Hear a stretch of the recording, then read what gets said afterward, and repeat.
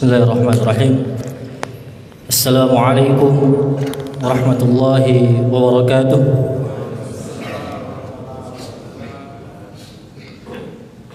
Alhamdulillahilladzi hadana lihada wa ma kunna linahtadiya laula an hadana Allah. Asyhadu an la ilaha illallah wahdahu la syarika lah wa asyhadu anna Muhammadan abduhu wa rasuluhu sallallahu alaihi wa ala alihi wa sahbihi wa man tabi'ahum bi ihsan ila yaumiddin. Amma ba'd. Jamaah salat subuh Masjid Al-Ijtihad yang insyaallah dirahmati oleh Allah Subhanahu wa taala. Kita bersyukur kepada Allah Subhanahu wa taala. Alhamdulillah, pada pagi yang berbahagia ini, pada subuh yang penuh keberkahan ini, kita oleh Allah dipilih di antara banyak hamba-hambanya untuk diberi taufik oleh Allah untuk memudahkan langkah kaki kita, kemudian kita bersimpuh di masjid yang mulia ini dalam rangka melaksanakan kewajiban kita sebagai muslim mukmin yang bertakwa kepada Allah Subhanahu wa taala, yaitu melaksanakan salat subuh secara berjamaah.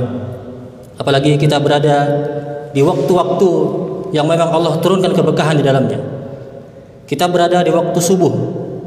Subuh itu adalah salah satu waktu yang Allah turunkan banyak keberkahan di dalamnya. Sebagaimana Rasulullah SAW juga sering dalam beberapa riwayat hadis sering mendoakan umat-umat beliau yang berpagi-pagi hari. Sering mendoakan umat-umat beliau yang ketika pagi hari itu digunakan untuk hal-hal yang produktif. Maka Rasulullah SAW berdoa untuk umat-umatnya, Allahumma barik li ummati fi bukuriha. Ya Allah, berikanlah keberkahan pada umat-umatku di pagi hari mereka. Maka kita berada di waktu yang penuh keberkahan. Apalagi kita sekarang berada di bulan Ramadan. Alhamdulillah kita sudah mencapai hari ke-12 bulan Ramadan. Ramadan juga adalah salah satu bulan yang penuh keberkahan. Ramadan itu punya banyak nama: Syahrul Siyam, Syahrul Sabar, Syahrul Quran. Karena pada bulan Ramadan ini pula Allah menurunkan Al-Quran secara keseluruhan dari Lauhil Mahfud, dari langit ke-7 ke Baitul Izzah atau langit dunia. Dan Syahrul Ramadan juga atau bulan Ramadan juga memiliki nama Syahrul Mubarak, artinya bulan yang penuh dengan keberkahan. Artinya setiap detik dari waktu di bulan Ramadan adalah keberkahan. Kenapa disebut dengan bulan keberkahan? Karena pada bulan ini Allah Subhanahu wa taala melipat gandakan setiap amal-amal yang kita kerjakan. Amal-amal yang biasanya kita kerjakan di bulan selain bulan Ramadan itu amalan yang biasa, ketika di bulan Ramadan ini bernilai istimewa dan bernilai pahala yang luar biasa. Maka alhamdulillah kita banyak bersyukur karena kita dipilih oleh Allah di antara hamba-hambanya yang banyak di dunia ini. Apalagi kita berada di tempat terbaik di muka bumi, tempat yang paling dicintai oleh Allah Subhanahu wa taala di muka bumi ini, yaitu masjid-masjidnya. Sebagaimana Rasulullah SAW bersabda, ahabbul biladi ilallahi masajiduha. Tempat di bumi yang paling dicintai oleh Allah Subhanahu wa taala itu adalah masajiduha, masjid-masjidnya. Maka sudah sepatutnya kita bersyukur kepada Allah karena kita dipilih di antara hamba-hambanya untuk menerima keberkahan yang banyak ini. Bagaimana bentuk syukur kita adalah dengan memperbanyak ibadah kita, karena manifestasi atau bentuk syukur kita kepada Allah Subhanahu wa taala itu adalah dengan meningkatkan amal ibadah kita. Kemudian salawat dan salam tak lupa kita curahkan kepada suri tauladan kita, kepada Nabi akhir zaman, penghulunya para nabi, Rasulullah sallallahu alaihi wasallam, pada sahabat-sahabat beliau, keluarga-keluarga beliau, istri-istri beliau dan pengikut beliau hingga akhir zaman. Para asatidz dan para guru-guru serta jamaah sekalian, izinkan kami berdiri di sini untuk menyampaikan beberapa patah kata dalam rangka an-nasihah bil haq, yaitu saling menasihati dalam hal kebaikan, karena sungguhnya agama adalah nasihat. Sebagaimana Rasulullah SAW bersabda, ad-dinun nasihah. Maka kita sebagai umat muslim diperintahkan untuk saling memberi nasihat. Jamaah salat subuh yang dirahmati Allah Subhanahu wa taala. ada sebuah ayat dalam Al-Quran yang mungkin sering kita baca, mungkin juga sering kita dengar, atau mungkin bahkan kita hafal, tapi mungkin kita terlewat untuk mentadabburinya. Ayat ini sangat indah sekali, terdapat dalam surah Al-Qasas ayat 77 yang berbunyi, A'udzubillahi minasyaitonirrajim, wabtaghi fima atakallahu ad-daral akhirata wa la tansa nasibaka minad dunya wa ahsin kama ahsanallahu ilaik wa la tabghil fasada fil ard innallaha la yuhibbul mufsidin. Yang artinya, wabtaghi, carilah, fima atakallahu ad-darul akhirah, carilah dari apa-apa yang Allah anugerahkan kepadamu, ad-darul akhirah, negeri akhirat. Kamu di sini ditunjukkan kepada Rasulullah SAW, karena surah Al-Qasas itu surah di mana Allah memberi nasihat kepada Rasulullah SAW, dan juga Allah menceritakan kisah-kisah di dalamnya. Salah satu kisah yang paling banyak disebutkan dalam surah Al-Qasas ini kisahnya Nabi Musa beserta umat beliau. Jadi Nabi Musa itu, Pak, adalah nabi yang paling banyak disebutkan dalam Al-Quran. Kalau Nabi Muhammad itu disebutkan sekitar 4 atau 5 ayat dalam Al-Quran, Nabi Musa ini disebutkan sebanyak 130 lebih, kalau tidak salah 136 kali, karena saking banyaknya pelajaran yang bisa kita ambil dari kisah-kisah Nabi Musa ini. Maka dalam Al-Qasas ini juga sebagian atau sekitar sepertiga dari surah ini isinya adalah kisah-kisah Nabi Musa beserta dengan umatnya. Wabtaghi fima atakallahu ad-darul akhirah, maka carilah atas apa-apa yang Allah anugerahkan kepadamu, ad-darul akhirah, akhirat atau surga. Carilah apa yang Allah anugerahkan kepadamu, surga. Wala tansa nasibaka minad dunya, dan janganlah lupakan bagianmu di dunia. Wa ahsin kama ahsanallahu ilaik, dan berbuat baiklah sebagaimana Allah telah berbuat baik kepadamu. Wala tabghil fasada fil ard, dan janganlah berbuat kerusakan di muka bumi. Innallaha la yuhibbul mufsidin, karena sungguhnya Allah tidak menyukai orang-orang yang melakukan kerusakan di muka bumi. Sebenarnya ayat ini juga dihimpit, atau ayat ini berada di antara kisahnya salah satu umat Nabi Musa, yaitu Qarun. Jadi ayat ini, ayat ke-77 ini dihimpit kisahnya Qarun. 76, ayat ke-76 dari surah ini mengisahkan tentang Qarun. Kemudian 78 sampai 82 juga masih berlanjut mengisahkan tentang Qarun ini. Kalau kita baca ayat ke-78, A'udzubillahi minasyaitonirrajim. Inna Qaruna kana min qaumi Musa fabagha 'alaihim wa atainahu minal kunuzi ma inna mafatihahu latanu bil usbati ulil quwwah idh qala lahu qaumuhu la tafrah innallaha la yuhibbul farihin. Yang artinya, inna Qaruna kana min qaumi Musa.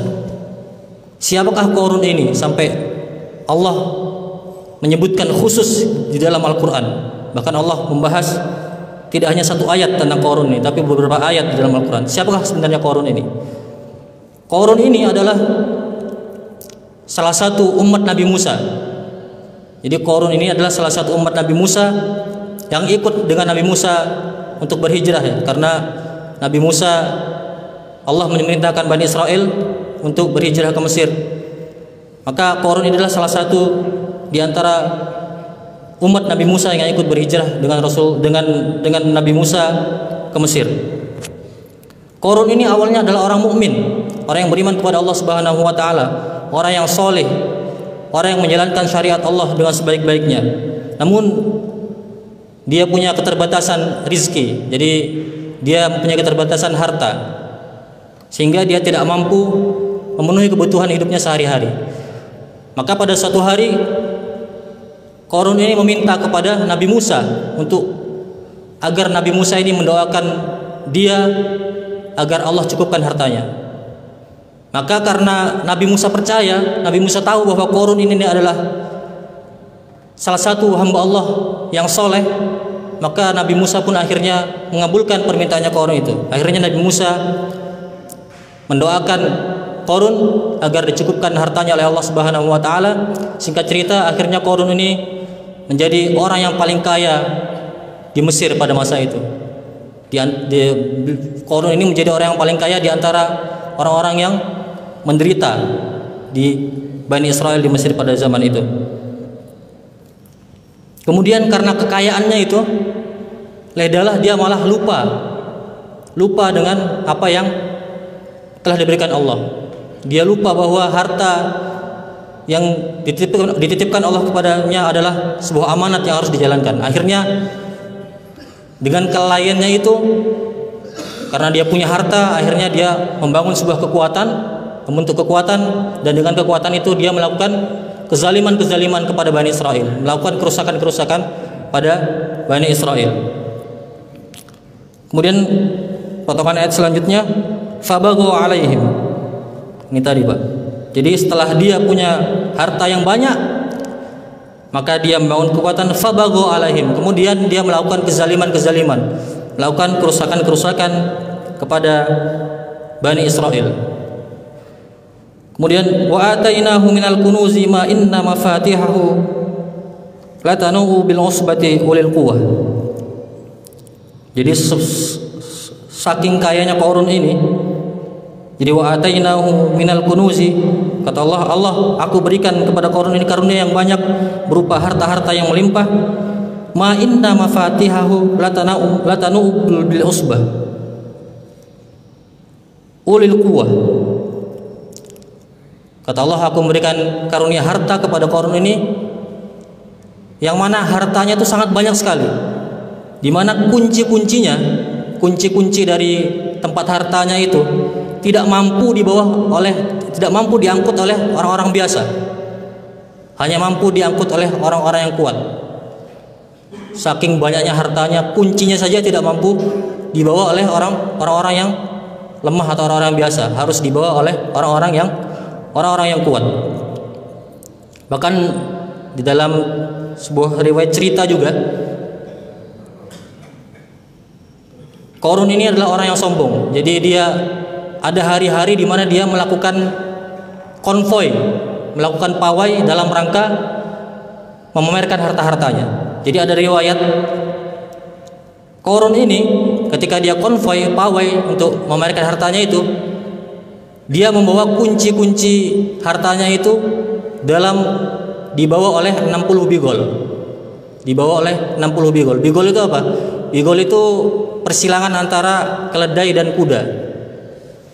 Jadi kuncinya itu dibawa oleh 60 bigol, saking banyaknya. Bahkan di riwayat lain, kuncinya itu bukan terbuat dari besi, bukan juga terbuat dari emas, tapi terbuat dari kulit. Bisa kita bayangkan, kulit yang seringan itu bisa menjadi berat saking banyaknya hartanya Qarun ini. Kemudian ayat selanjutnya, innallaha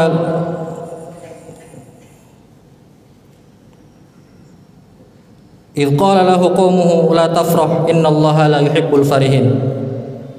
Karena Qarun ini telah banyak melakukan kerusakan, banyak melakukan kezaliman, akhirnya ada beberapa umat Nabi Musa yang soleh, yang beriman kepada Allah, berinisiatif untuk menasihati Qarun ini agar jangan sampai berlebihan. Makanya Allah berkata, qala lahu qaumuh, maka berkatalah kepada Qarun, kaumnya kepada Qarun, la tafrah innallaha la yuhibbul farihin. Janganlah kamu berbangga-bangga diri, karena sesungguhnya Allah itu tidak menyukai orang-orang yang terlalu berlebihan dalam berbangga-bangga diri. Maka singkat cerita, apa jawaban Qarun setelah itu? Jawabannya ada di ayat ke-78 dari surah ini. Qala innama utituhu ala ilmin indi. Kenapa saya tidak boleh berbuat zalim? Kenapa saya tidak boleh memamerkan harta saya? Toh innama utituhu ala ilmin indi. Toh harta ini saya dapatkan dari pengetahuan saya. Jadi Qarun ini merasa bahwa apa atau harta-harta yang dia kumpulkan itu bukan dari Allah, bukan juga dari siapapun, bukan dari bantuan siapapun, tapi murni dari pengetahuan dia, murni dari ilmu pengetahuan dia. Maka singkat cerita, akhirnya Qarun ini ditenggelamkan dengan hartanya oleh Allah Subhanahu wa taala. Untuk menjadi pelajaran bagi umat pada masa itu dan juga untuk pelajaran bagi umat-umat setelahnya, termasuk kita semua. Jadi Pak, sampai saat ini masih ada peninggalan Qarun itu. Di Mesir itu ada daerah namanya Al-Fayyum. Al-Fayyum nama daerahnya, salah satu provinsi di Mesir. Tidak jauh dari Kairo, sekitar 3 jam lah dari Kairo. Itu ada namanya daerah Al-Fayyum. Al-Fayyum itu diambil dari kata alf yaum. Jadi ada 2 kata alf yaum. Alf itu artinya 1000, yaum itu artinya hari. Jadi artinya Al-Fayyum itu adalah kota 1000 hari. Kenapa disebut kota 1000 hari? Jadi Al-Fayyum ini adalah negeri yang dibangun oleh Nabi Musa alaihissalam. Ternyata negeri ini dibangun oleh Nabi Yusuf, bukan Nabi Musa ya. Jadi ternyata ada latar tempat sejarah latar tempat yang sama antara Nabi Musa dengan Nabi Yusuf. Jadi Fayyum ini adalah negeri atau sebuah daerah yang dibangun oleh Nabi Yusuf alaihissalam atas perintah dari raja yang menjadikan beliau menteri. Kalau dalam Al-Quran disebutnya Al-Aziz, Malikul Aziz. Jadi Malikul Aziz ini memberi tantangan kepada Nabi Yusuf untuk membangun sebuah negeri yang subur dalam waktu 1000 hari. Ternyata qadarullah, Nabi Yusuf mampu membangun negeri itu hanya dalam waktu 60 hari. Maka sampai sekarang kota itu atau provinsi itu disebut Al-Fayyum atau Fayyum. Nah, di Fayyum inilah dipercaya sebagai tempat ditimbunnya harta-harta Qarun tadi. Jadi ada sebuah danau namanya Danau Qarun, di mana orang percaya bahwa danau ini adalah tempat ditenggelamkannya harta-harta Qarun tadi. Sangat luas sekali danaunya. Kemudian di pinggir danau ini ada satu peninggalan, sebuah istana yang dipercaya juga sebagai istana Qarun. Dipercaya sebagai istana Qarun. Di istana ini ditemukan ukiran-ukiran gambar dewa Sobek namanya. Jadi dewa Sobek itu adalah salah satu dewa pada Mesir kuno. Jadi orang-orang Mesir kuno itu punya banyak dewa. Ada dewa matahari, dewa bulan, dewa bintang, dewa kemakmuran dan lain sebagainya. Nah, di istananya Qarun ini ditemukan ukiran dewa Sobek. Dewa Sobek ini adalah dewanya Sungai Nil lah bahasanya kalau kata orang-orang Mesir kuno. Jadi yang memakmurkan Sungai Nil. Bentuknya tubuh manusia tapi kepalanya kepala buaya. Akhirnya sejarah mengungkap bahwa pada akhirnya Qarun yang awalnya adalah seorang mukmin, pada akhir hayatnya sebelum Allah menenggelamkan dia beserta harta-hartanya, pada akhir hayatnya dia ternyata menyembah dewa Sobek tadi, menyekutukan Allah. Waliyadzubillah. Kita kadang diberi ujian kemiskinan oleh Allah, kita mampu melewatinya. Tapi ketika kita diberi ujian oleh Allah dalam bentuk kenikmatan, dalam bentuk harta yang banyak dari kita yang tidak mampu melewatinya. Makanya kita meminta kepada Allah Subhanahu wa taala agar apapun ujian yang diberikan kepada kita, entah itu dalam bentuk kesusahan ataupun dalam bentuk kenikmatan, kita meminta kepada Allah agar diberi kekuatan untuk menghadapinya. Makanya Rasulullah juga, bahkan seorang Rasul Nabi SAW sering berdoa, Allahumma tsabbit qalbi ala dinik wa ta'atik. Seorang nabi yang maksum, yang tidak mungkin melakukan kekufuran itu berdoa, ya Allah, tetapkanlah hatiku kepada agama dan kepada ketaatan kepadamu. Bagaimana dengan kita yang hanya umatnya, apalagi kita sudah ditinggal oleh Rasul selama 14 abad. Maka sudah seharusnya bagi kita untuk memperbanyak doa ini. Allahumma tsabbit qulubana ala dinika wa ta'atika. Jamaah salat subuh rahimakumullah, kita kembali kepada ayat tadi. Ayat 77 dari surah Al-Qasas. Wabtaghi fima ataqallaha ad-daral akhirata wa la tansa nasibaka minad dunya wa ahsin kama ahsanallahu ilaik wa la tabghil fasada fil ard innallaha la yuhibbul mufsidin. Dan carilah atas karunia Allah yang diberikan kepadamu akhirat, darul akhirah. Tetapi jangan sampai lupa kepada duniamu. Jangan sampai lupa kepada sebagian dari duniamu. Wa ahsin kama ahsanallahu ilaik, dan berbuat baiklah sebagaimana Allah berbuat baik kepadamu. Wala tabghil fasada fil ard, dan janganlah membuat kerusakan di muka bumi. Innallaha la yuhibbul mufsidin, karena sungguhnya Allah tidak menyukai orang-orang yang berbuat kerusakan. Di dalam ayat ini ulama tafsir memberikan sebutan atau memahami ayat ini sebagai asmalul ayat, ayat yang paling syamil, ayat yang paling lengkap untuk menjadi pemandu, menjadi pembimbing dalam kehidupan kita. Karena pada ayat ini Allah memberikan panduan bagaimana kita hidup di dunia dan juga memberikan panduan bagaimana kita hidup di akhirat. Makanya ulama membagi ayat ini menjadi 4 bagian. 4 bagian perintah Allah. Yang pertama, wabtaghi fima ataqallahu darul akhirah. Carilah olehmu dari seluruh yang Allah anugerahkan kepadamu dalam rangka untuk mendapatkan akhirat. Jadi Allah memerintahkan kepada kita untuk menjadikan anugerah yang Allah berikan kepada kita itu sebagai wasilah, sebagai alat untuk mencapai darul akhirah, mencapai kenikmatan yang abadi, yaitu surga Allah. Apa saja anugerah-anugerah Allah itu?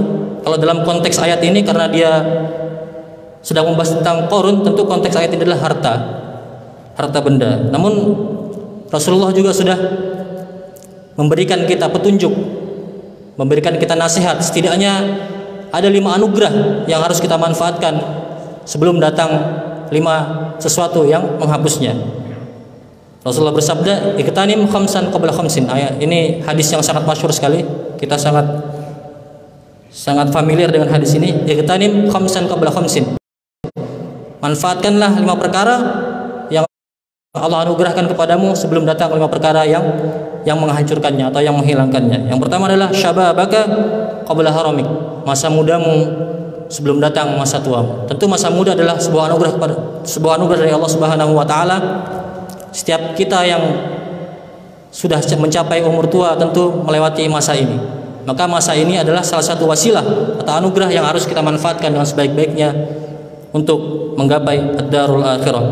Kemudian yang kedua, wasihataka qabla mautik, dan masa-masa sehatmu sebelum masa sakitmu. Tentu kesehatan juga adalah anugerah yang harus kita manfaatkan. Berbeda orang yang beribadah dalam keadaan sehat dengan orang yang beribadah dalam keadaan sakit. Ketika Allah memberikan kesehatan, maka ibadah kita juga otomatis lebih maksimal daripada ketika kita sakit. Maka dia adalah bagian dari anugerah yang Allah berikan. Kemudian waginaka qabla fakrika, dan pergunakanlah kekayaanmu sebelum datang masa-masa susahmu. Kemudian wa faragoka qabla syughlika, dan pergunakanlah sebaik-baiknya masa-masa lengangmu sebelum datang masa-masa sibukmu. Kemudian yang terakhir, wahayataka qabla mautik, pergunakanlah masa-masa kamu hidup sebelum datang kematian sebagai pemisah antara kehidupan dunia yang sementara dengan kehidupan yang sebenarnya, yaitu kehidupan akhirat. Maka sudah selayaknya kita bisa, selama salah satu di antara 5 ini masih ada pada diri kita, maka sudah selayaknya kita jadikan sebagai wasilah atau alat untuk mencapai ad-darul akhirah, negeri keabadian, yaitu surganya Allah. Kemudian ulama membagi potongan ayat yang kedua, wala tansa nasibaka minad dunya. Silakan kejar akhirat tapi jangan lupakan dunia. Artinya apa? Ada hak-hak atau ada beberapa hal yang memang tidak bisa dilepaskan. Kita sebagai manusia memiliki fitrah, maka ada hal-hal duniawi yang tidak bisa kita lepaskan dari diri kita. Contohnya adalah menikah mungkin, atau bermuamalah dengan tetangga dan lain sebagainya. Itu adalah hal-hal duniawi yang tidak bisa kita tinggalkan. Maka ayat ini juga menafikan atau membantah orang-orang yang hanya mengejar akhirat saja. Allah sendiri yang mengatakan bahwa kita juga harus bisa memberikan bagian kita untuk dunia. Bahkan dalam tafsir lain, maksud dari ayat ini adalah boleh kita menikmati dunia, makan-makan enak mungkin atau jalan-jalan dan sebagainya, itu boleh asal tidak berlebihan. Kalau kita lihat bahasanya, ketika Allah membicarakan tentang akhirat, beliau berkata wabtaghi, carilah, bersegeralah dalam mencari. Tapi ketika berbicara tentang dia, wala tansa. Kalau kita sering dengar juga ungkapan kejarlah dunia tapi jangan lupakan akhirat. Ternyata terbantahkan, Pak. Ini ungkapan yang salah. Ungkapan yang benar adalah kejarlah akhirat tapi jangan lupakan dunia. Maka kita sudah tahu ilmunya, jangan sampai kita berkata lagi, jangan sampai kita gunakan lagi quote itu ya, quote kejarlah dunia tapi jangan lupakan akhirat. Yang benar adalah wabtaghi fima atakallahu daral akhirah wa la tansa nasibaka minad dunya. Kejarlah akhirat tapi jangan lupakan dunia. Kemudian yang ketiga, wa ahsin kama ahsanallahu ilaik. Berbuat baiklah sebagaimana Allah berbuat baik kepada dirimu. Tentu kadar berbuat baik Allah kepada kita dengan kadar kita berbuat baik kepada hamba-hamba Allah yang lain, makhluk-makhluk Allah lain adalah kadar yang memiliki kadar yang berbeda. Artinya di sini kama ahsanallahu ilaik, artinya Allah ingin memberi motivasi. Kalau Allah saja berbuat baik kepada kita, maka sudah selayaknya kita sebagai hamba juga berbuat baik kepada makhluk-makhluknya. Kemudian yang terakhir, potongan ayat yang terakhir, Allah berfirman, wala tabghil fasada fil ard, dan janganlah kamu melakukan kerusakan-kerusakan di muka bumi. Kerusakan itu artinya apa, Pak? Kerusakan itu artinya mengurangi nilai atau fungsi sesuatu. Misalnya kita potong kabel dari mic ini, maka nilai atau fungsi dari mic ini tidak ada lagi. Maka Allah mengharamkan itu, Allah melarang, Allah membenci orang-orang yang melakukan kerusakan-kerusakan tadi. Termasuk maksiat. Maksiat juga adalah salah satu bentuk kerusakan yang dilakukan oleh manusia. Maka wala tabghi fil ardi wala tabghil fasada fil ardi ini termasuk juga melakukan kemaksiatan. Maka ayat ini sebagai ayat yang asmalul ayah, hendaknya marilah kita banyak-banyak tadaburi. Setidaknya kita dapat 4 poin tadi ya. Yang pertama, kejarlah dengan sebenar-benarnya atau carilah akhirat dengan sesungguh-sungguhnya. Kemudian jangan lupakan dunia. Kemudian berbuat baiklah kepada sesama makhluk Allah sebagaimana Allah berbuat baik kepadamu. Dan kemudian yang keempat adalah dan janganlah melakukan kerusakan di muka bumi. Semoga ayat ini menjadi pedoman hidup bagi kita, tidak hanya kita baca tapi bisa kita amalkan dalam kehidupan sehari-hari. Wallahu a'lam bishawab. Mungkin ini saja yang dapat kami sampaikan. Kurang lebihnya mohon dimaafkan. Billahi taufiq wal hidayah. Assalamualaikum warahmatullahi wabarakatuh.